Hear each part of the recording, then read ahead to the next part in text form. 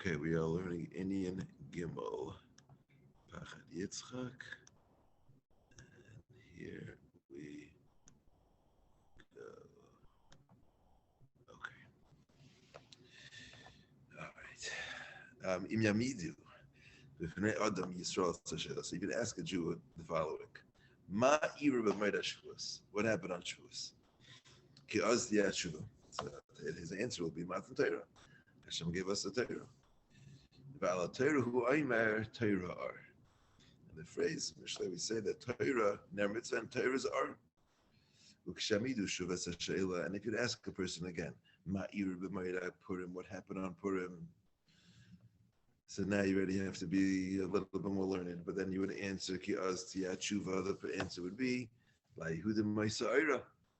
Purim was a day where there was light to the Jewish people. La'yehudim ma'isa'ira. V'al ha'oira hu aimer. And on oira, the Gemara darshans oira zu Torah. So we have to explain Kalaimer. Hagufa of the Shavuos. The essence of Shavuos is what happened on Shavuos was Torah. Elishapira Shuar. But we got the Torah and the explanation, the expansion, what happened from the Torah was light. The Purim Nahapachu, when it comes to Purim, it's the exact opposite. Shahagufa of the Purim hu oira. What happened on Purim was not Torah. No one will tell you we got the Torah on Purim. They would say we got a light on Purim. The Pirish is Torah. So let's explain this idea. I think you asked 100 people. I'm not sure if one person would say either of these things. Okay, but it's a pretty way. They would say Torah, fine. Yeah, it's a pretty way of asking the question. Yeah.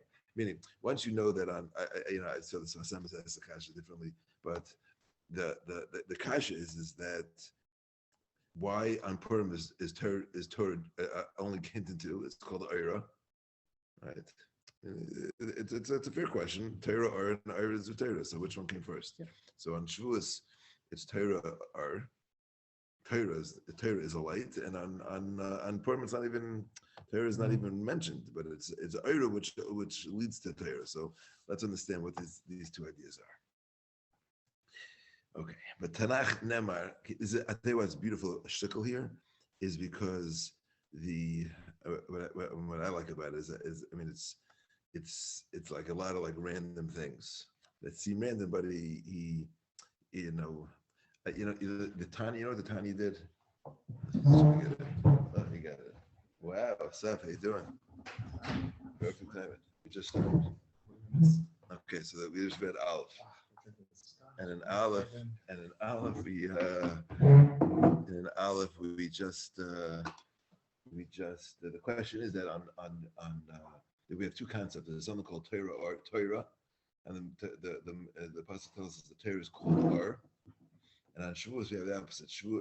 On Purim we say like Yehudim Ha'Yisrael. The Jews have light, and that Or the Gemara says is Torah. So there's Torah Or and Or Torah. So how do we? What are these two ideas? Okay.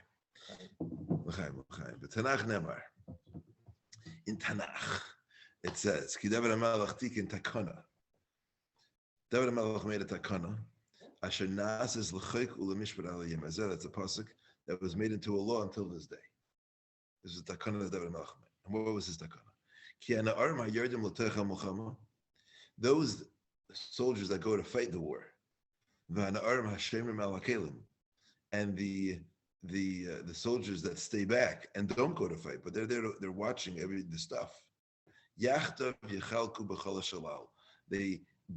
divide in the spoils of war. They divide it. And that's like another, it was odd even when David Melech did it, they were asking like what do you, like they didn't fight, we're not splitting it with them. It's like, no. This is what we're gonna do. We're gonna split it, not just the people who fight, but also the people who didn't, and people who stayed back. Takana zutik and David Melech b'shas milchamte imamalik. And this takana was made by David Melech at the time that he was fighting Amalek. The fight was they were by Tziklag, and Amalek had just devoured. They had spoils of war from Yehuda and from somewhere else, and they were sitting there enjoying their spoils of war, and there came 400 men, 200 stayed back, and they attacked, and they wiped them out. And they took all the spoils, and they brought it back home. And the chaver who went to fight was like, "Oh, we're going to keep these." And like, no, we're gonna give them out.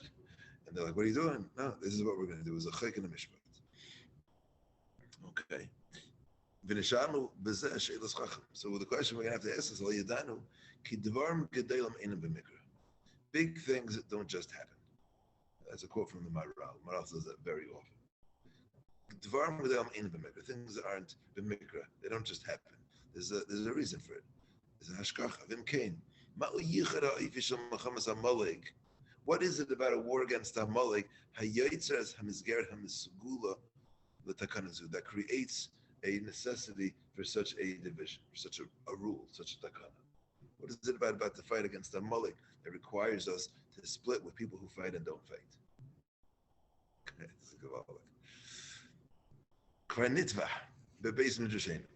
So, Medbei Yisod ben Agulis Lemar. So, in other volumes of Pachad Yitzchak, you can find this Yisod, this idea that he's about to relate, and he says as follows: Geulas Mitzrayim, I medesi besoid hachnasa lebris. Redemption, they're just like there are four galasin, so there are four geulas. Will be four geulas. There's a geula, and just like galus does something, so each geula does something. So the geula, the redemption from Mitzrayim, Imedisi besoid hachnasa lebris. That is what allowed us to join into a covenant and to make a deal, a pact with the Kadosh Baruch Hu. The halachas of Geras are actually learned out from the Yitzim Mitzrayim. That you need tefillah b'mikvah, you need mila, and you need hatzazos dam bris, bris, and kabbalas mitzvahs. Those are learned out from what happened to the Jews before by Mount Torah. So the pact, making the pact with HaKadosh Baruch Hu, with HaKadosh Baruch Hu in Yiddishkeit, that was what we got from the Geula, from redemption from Mitzrayim. The further Geulas that we've gone through, so those are just allowing the pact that we made to be maintained, meaning we made a treaty. Right, so we go into Galus. Part of the treaty was took effect when we get out of Mitzrayim, but they are reinstated when HaKadosh Baruch Hu redeems us again. That we still, this pris is still in effect, and we still have it. And it's shown when HaKadosh Baruch Hu is goyless. So that's a shmira al habris hakayemes v'medas. On the bris that's already there, we have the pact is fulfilled. She came in Furshu b'Torah, and this is actually a pasuk on Torah. The pasuk says, "Loi ma'astim v'loi ga'altim." I will not be disgusted, and I will not be repulsed. L'hafer brisi, to nullify my treaty itam with them. That's a pasuk after the Techacha, Parshas B'chukai. And loi ma'astim, Gemara dashens, loi ma'astim, loi ga'altim, on each of the different stages of galus. Because he kept us. And what's Lahafa Brisi? Where would have there been a annulment of the treaty where Akash Baruch Hu was goyless and therefore he was not made for his bris? So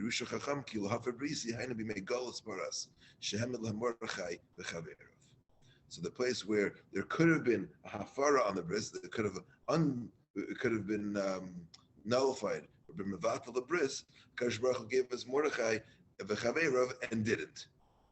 So we see that in the geula from Haman, the geula from Paras Mother, the Yom Tov of Purim, is celebrating the kiyum habris, that we are sustaining this treaty that we have with HaKadosh Baruch Hu. It's not making us a new one; it's reinstating the old one. It's almost like darkness comes light. The hardships led us to the redemption. Yeah, but here the point is that there's the geula from Mitzrayim set the tone, made a pact with God, and the geula from Paras Madai reinstated that pact. Right? So that I didn't let that pact go; it's still there. What does number 2 have to do with number 3? Though? We'll get there. Oh, We'll get there. Yeah, see, Bill, that's some random.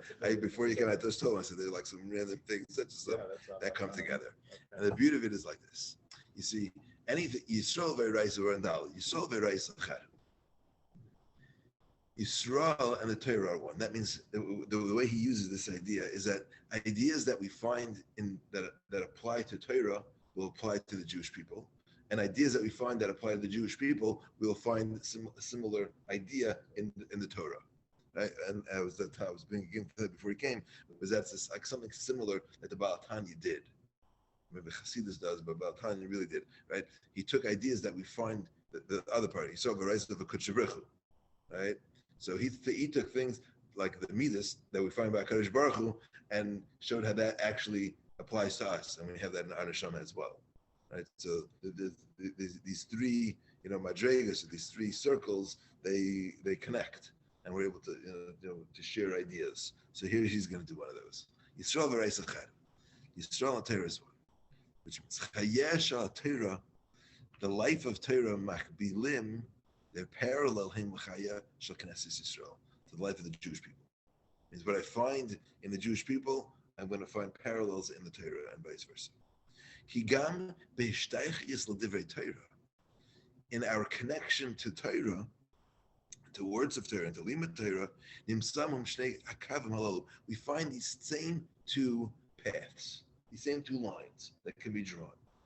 These two lines of a hachnasa labris and a kiyum habris. Entering the pact and maintaining the pact, we find by Divrei Torah as well. Higam b'shtaychas Divrei Torah nimsamim shnei akav malalu. Yeshna aliyah b'Torah al yidei rechishas hasagas chadashas. There's one, you can feel like you're steiging and learning. You're gaining in Torah. That's through acquiring new ideas, new levels of appreciation, new hasagas. Okay, that's one aliyah you can have in Torah. You learn something new. V'yeshna aliyah b'Torah al yidei hachnasas chizuk v'chiyas l'divrei Torah hamichunasim la'itzer hanefesh mikvar. There's a second type of aliyah l'Torah, and that is getting a new insight, or not a new insight, but being machazik and enlivening things that you already know and you already do. Okay, that's my Rebbe would always, Rebbe Reuben, who was in Farakwe, the Sultz, across from Benos Beisakov, there's a shtibel, that's the Sultz Rebbe. So the Rebbe who's there now is Rebbe Yankel. His father was a survivor, and I was able to learn with him for some time. And he would always ask me on Sunday, what were you machadash on Shabbos? Because Shabbos needs chidushim. That's what he says. He says, if you chazer, that's also a chiddush. Because when you chazer, that's you're investing, or you're adding a new appreciation, a chiyas. You're making lebedik, something that you already know. That's two levels of lim. You could learn something new, which is gavaldik, a chiddush, or you can bring life into something you already have.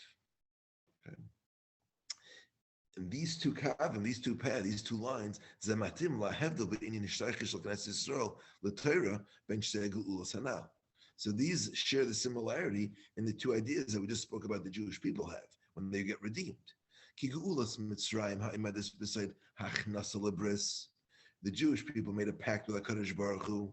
Hine kabbalas ha'Torah shala hiyalidei kabbalas divrei Torah chadashim shleish shamatin oizim me'olam. So that parallels learning new Divrei Torah. The same way we made a pact with HaKadosh Baruch Hu, and we received the Torah anew. We received it anew. So that's when you learn something new. That's the parallel with that. And the Geula from Paras, which was Purim time, which stands with, which is the idea of keeping what you already have. So its Kabbalas HaTorah is also not going to be something which is new. We're not going to get a new Torah. Rather, it says when it comes to Purim that the Jews were remakabel the Torah miyahava. The Jews got the Torah on Har Sinai, but there was a little, there was a little bit coerced. Because Baruch Hu coerced them, either through Yira or through Ava. He coerced them. He coerced them to accept the Torah. He picked up the mountain over their head, the Gemara says, and it said, if you don't accept the Torah, Shem take v'raschem. I mean, you'll be buried here. So they were coerced to take the Torah. The Hasidim say that it wasn't that Akash Baruch Hu was scaring them to take the Torah. He picked up the mountain over their head. That was more like he was embracing them. There was so much love that they experienced. They saw Akash Baruch Hu, there was no other choice but to take the Torah. Right? But either way, it was a Maderasa. It was coercion. So it was something lacking in their Kabbalah. And then it says that after the Nes of Purim, they're like, look, HaKadosh Baruch Hu really does love us, even though it wasn't with either coercion or either one of those types. But they experienced that Hashem loves us no matter what. So then they re-accepted the Torah. So it wasn't something new. They were reinstating something that they already had. So those are the parallels, the geula that the Jewish people experienced. There was not that HaKadosh Baruch Hu was not made for his bris. He kept that covenant true. So their Kabbalah Torah was the same way. It wasn't a Kabbalah Torah of something new. They were Hadar v'Keblua. They reinstated that which they already had. Kleimer. They infused that which they already had with a geshmak. So they had the Torah. They were always learning it. But all of a sudden now, mitech avas anes, they infused chiyus into that Torah. Okay, so v'nimtza, so it comes out shachidish ha'ikri b'Yeshua's gezeres Haman ubazeh. So the novelty that happened in times of Haman was this: shekan ha'isa pam rishayna she'eskayma banu haftacha al maniya safaris habris hamuchzakas b'yadeinu mikvar. Okay, so just like you said, in the times of Haman, what the chiddush of the geula of Haman was that this is the first time where actually HaKadosh Baruch Hu was fulfilling his deal that he would never let the Jewish people go. That was his bris. So he made that bris by Matan Torah, and now he fulfilled that. So he couldn't be made for the bris. And therefore, parallel to that, the chiddush of the Kabbalah Torah that we that we had at the times of Haman when we were saved. So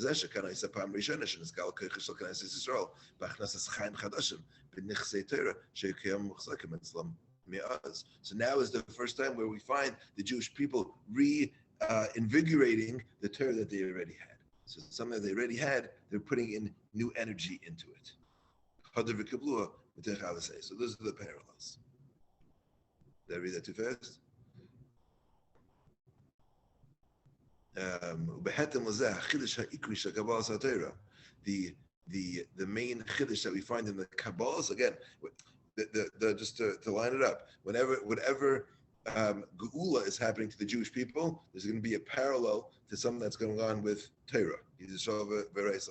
So the geula is in the geula of Purim, we're finding that Kadosh Baruch Hu is not doing something new with us. He's just reinstating that what we already had. So therefore, the Kabbalah Torah that we have when we're saved from Haman is going to be similar. It's not going to be a new Torah that we're going to get, but rather we're going to reinvigorate that which we already have. It revealed the power of the Jewish people in investing new life in the property of Torah that in the Torah that they already had. So what do we learn from this? At the time when you're fighting against Amalek,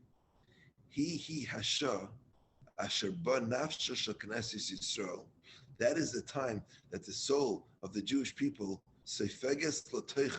absorbs within it as a akara habrura, the clear recognition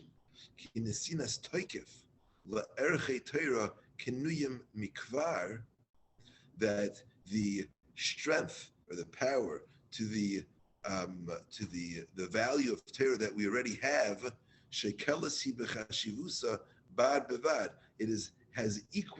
it carries equal weight in Rachishas Erchei Torah Chadashim with Torah that we're getting new. Okay, when we fight against Amalek, it comes clear to us. Remember, when we fought against Amalek before we got the Torah the first time. That was the first time we fought against Amalek, and that's when we got the Torah anew. And the second time we fought against them, not second, but this In the times of Purim, when we fought against Amalek, it became clear we didn't get a new Torah, but we were machazik the Torah that we already got. Okay, so that's what we see when we're fighting against Amalek. There's a equality. What shows in our these two battles against Amalek that there's an equality between getting something new and reinvigorating something that you already have. Okay, why a fight against Amalek does that, he doesn't explain. I'm hoping maybe we'll be able to add a few words to explain that. Okay, but I didn't see that yet. Okay. And it's like physical, like, right? What? The actual battle. Yeah, he's just pointing out that when there's a fight against what these two fights against Amalek resulted in was that in one of them we got the Torah, and in the other one we infused new light. There was a schachus in the Torah that we already had. So there's an equality between something new and keeping and retaining something old, and that's why so now we can appreciate the depth of what happened with David HaMelech. Remember, what did David HaMelech do? It was specifically by a war against Amalek. Tikein David as a takana gadela. He made this crazy takana.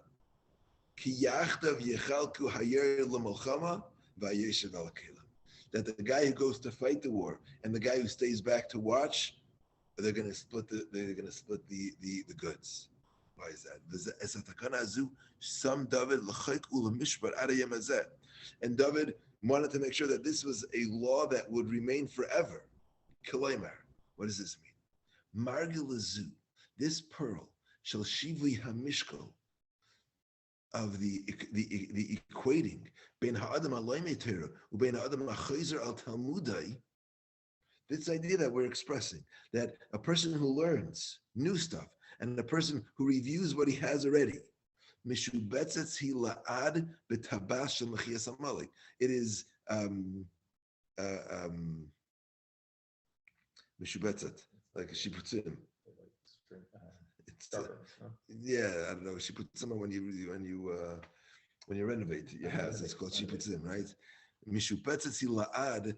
It's I don't know. It's engraved. It's in this ring of Mechias Amalek. V'amnam kein hu b'kol Knesset Yisrael. Meaning why did David? Why against this fight of Amalek are we making a deal between people who go to war and people who stay back? Because somehow a fight against Amalek gets us to understand that the people are going out and doing battle, getting something new. And the people that are staying back and reviewing the old stuff, watching the Kalim and not going back to war are equal. There's an equality. Right? There's an equality in that. The fight against Amalek does that for us. And that's why David HaMelech made this rule when he fought against Amalek. Because just like we see over here, the fight against Amalek gave us the ability to realize or brought out to us that getting the Torah new and adding chiyas into what we already have are equal. So when David fights against them, like he says, the guys who go fight and the guys who stay back, you guys are the same. It's like the people who learn and the people who chazer. I think it's like you're winning as a team. They're protecting what we have. They're protecting what you have. There's they're good. The chiyas. When the chiyas, I think naturally we enjoy and we appreciate more when you learn something new, right? That gives it's more enjoyable. It's more energizing. It's more enjoyable, and when you're able to take that energy, invest it, or to be able to see that energy in things that you have had already, to re-energize that. So that's the real chiyus. I mean, to live every day a new life, to live the same life every day with reinvigorating it, right? As you don't need something new. You're able to get the chiyus on the things that you already have, and you can appreciate that. That shivi hamishkol, you can appreciate both. So that's real living, and this is something we gain from Amalek. We'll see. Okay, this is his piece. V'amnam keinu b'kol Knesset Yisrael. This is what we find when it comes to the Jewish people. The hahadar the kiblub the Mordechai mishtavim hakabalas the Moshe. The accepting again that happened in the times of Mordechai is equal to the getting of the Torah the first time in the times of Moshe. Yachtav yechalka yer l'machama v'yeshav al kelim. Together they'll split. The people who go to war, that's Moshe, and the people who stay back, that's Mordechai. So now let's go back to where we started. When it comes to the Yom Tov of Shavuos, we start with the Torah or we got the Torah and it turned into light. Torah or. Purim, when it comes to Purim, we start with light. Vasim ends up with Torah. Oira is Torah. The Hema Madurim, this is the same idea. Kimiki when Shekabalas Torah the Chaga Purim. He hadar kiblua, because the Kabbalah of Torah is not getting the new Torah, but it's receiving again the old Torah. So then this is the proper order.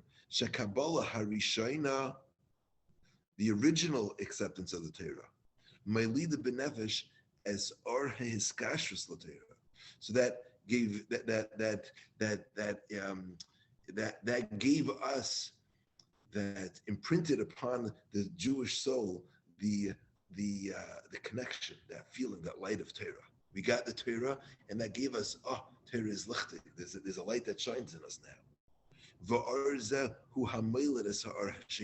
And it's from that light that we received when we got the Torah the first time. That's Mailad Sa'ar Hasheni, that gives light to the second time, the Hadar Kabua, that gives us the Torah again. But the second time, it's not that. Finish it. What happened first was we got the Torah, and that gave birth to light. We got the Torah, and then we see the Torah is lichtig. Torah ar. It was first we had the chiyas, we felt the energy, and memela we put that back into the Torah. Ha'arhu the av, v'atel hi Torah, oirizu Torah. And what we have to learn from that to this day is that there's an equality between learning new and receiving old, by going out to war and staying back, and by learning new, and the bris of getting the bris for the first time and retaining that bris. Okay. I'm sorry. So let's just let's do a little chazara of the Inyan over here. I mean, it's one idea. That the nakuda is that when we got the Torah the first time, so that gave us the ability to appreciate. Wow, there's something lichtig here. That gave us like an awesome feeling. When you learn, you have that R. When you have that chiddush, is like an R. That's not how it went the second time. The second time, we always had the Torah, but what we did was we took the R. Took that R and we reinvested it back in the Torah that we had. I can't dvarav. So I think what we're trying to, I've been trying to feel is like what does that do with a mullik? Like why is the fight of a mullik is what brings this out.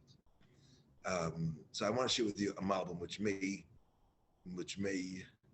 shed some light on this. The malbim on this.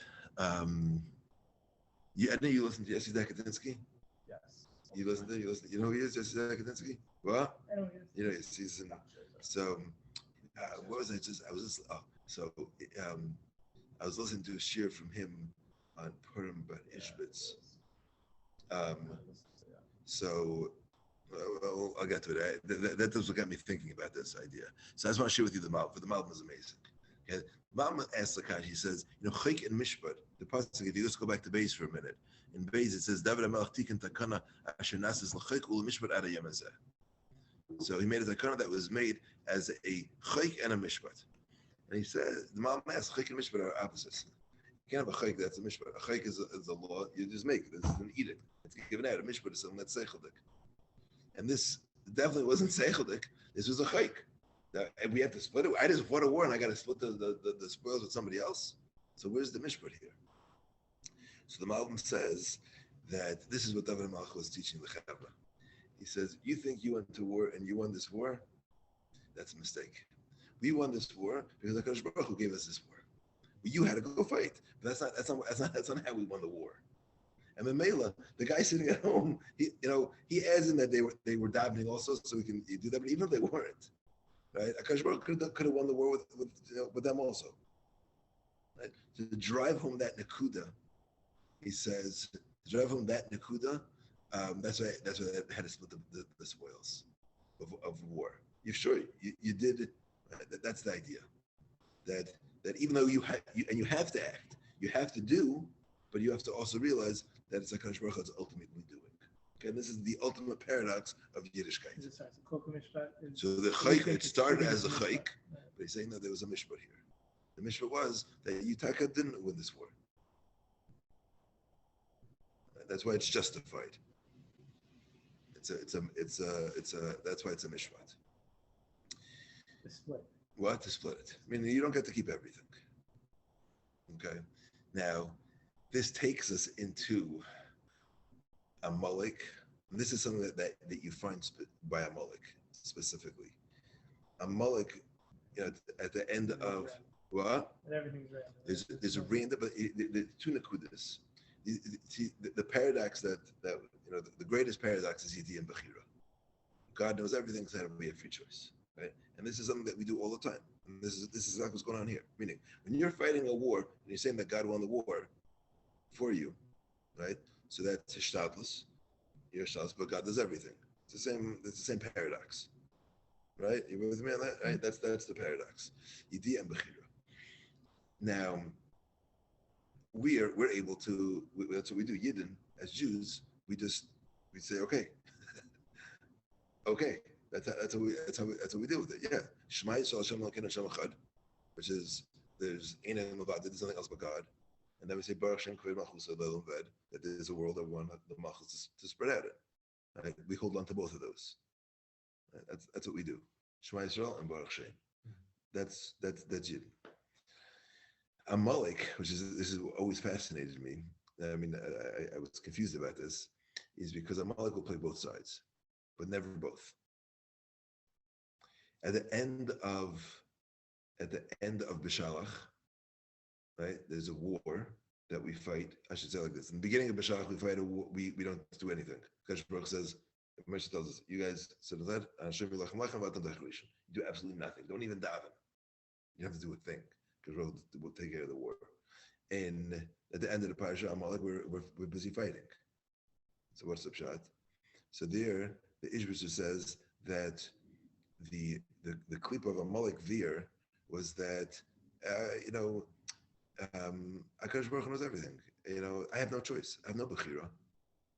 I don't have bechira, and therefore I can be the most evil person in the world, and that's what God wants. So I can do absolutely nothing. I could be total. I don't have to do anything.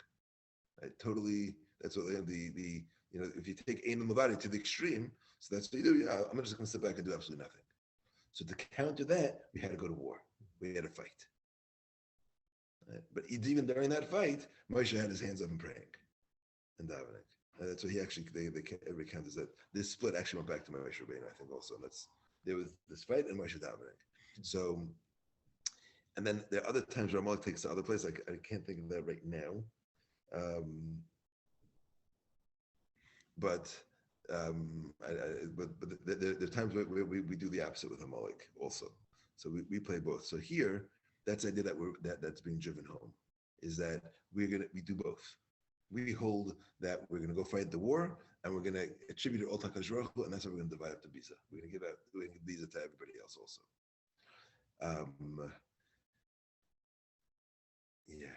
So that's why the Gedaf against the fight of Amalek, we get these splits. We get this split. Now so it's against the fight of Amalek where we have to be where this idea of getting the Torah new and reinvigorating the old. I'm not sure. I've been trying to think about how this idea fits into these two nekudas. It hasn't hit me yet. So I have to have Hashem a little bit more to get that. But that's the hustle. I thought this album was very important for this Yisrael. Why it was on Amalek that we had to do this split. How it fits into the rest of it, I'm not sure yet. But that's the beginning of it, as Rabbi Asher says.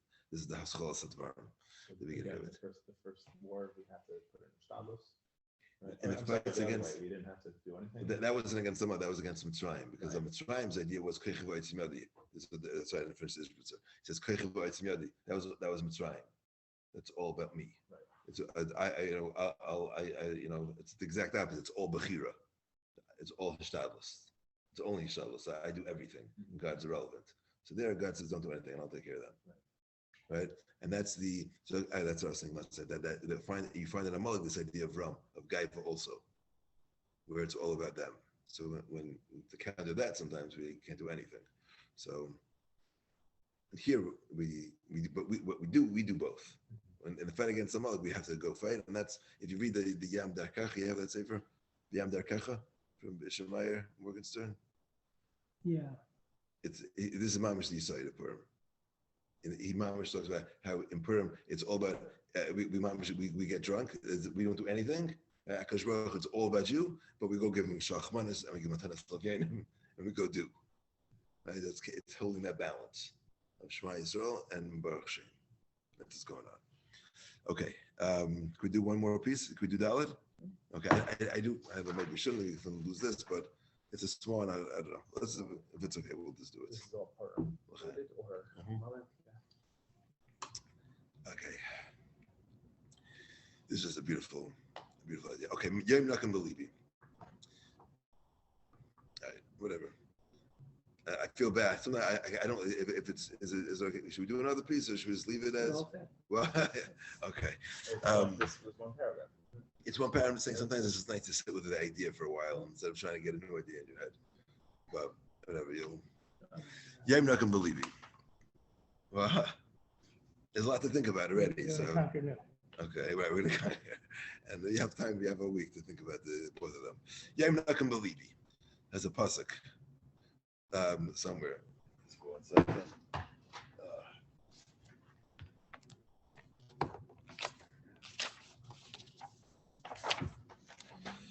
Shaya Samach Gimel Dalet.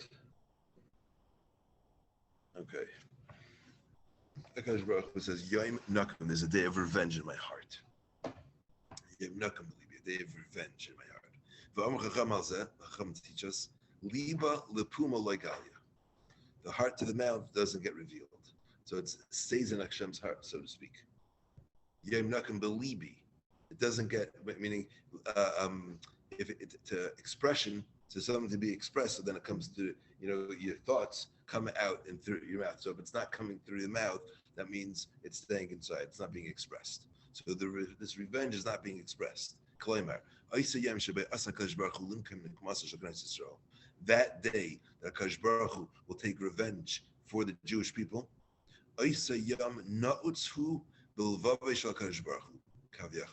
That day is, so to speak, stuck in Hashem's heart. The gun is who and it's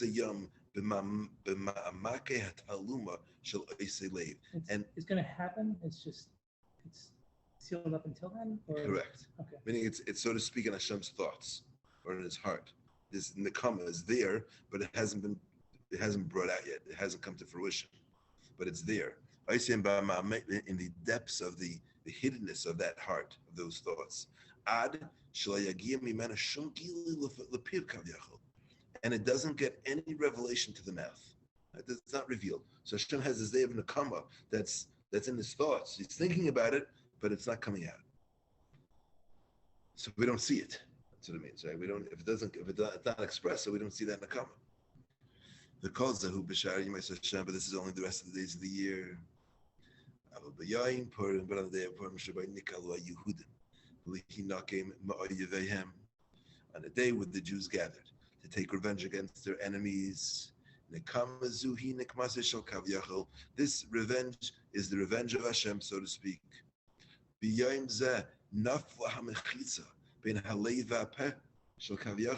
as if to say that mechitza, that partition that didn't allow these thoughts to come out, fell down.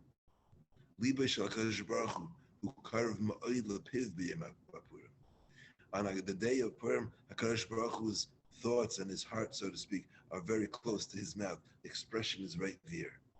V'zui achas hateimas she'anu taimim b'shechus to Purim.